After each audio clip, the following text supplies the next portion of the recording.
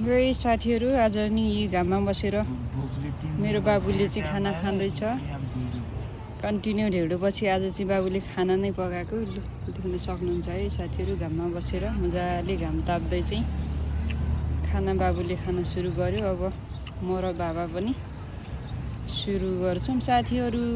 यी अब खुल्ला आकाश मुनि चाहिँ घाममा बसेर भुइँमा बसेर यत्तिकै खानको मजा छुट्टै छ साथीहरू।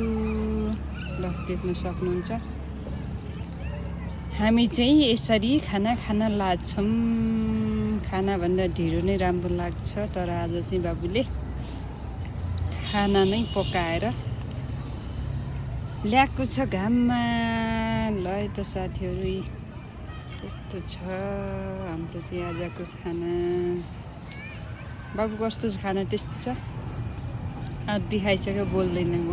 गमुसेले बनाएको खाना पकाउनु एकदमै जाँगर गर्छ, एकदमै मिठो बनाउँछ। छोराले अदुवाको बोक्रे कालो दालमा ज्याम्मै हालेर ल्याएछ। ठिक छ, एकदम राम्रो। म आजभोलि ह्याप्पी छु, मोटाउँछु जस्तो छ है। मेरो छोराले खाना पकाएर डेली डे टु डे खुवाउँछ।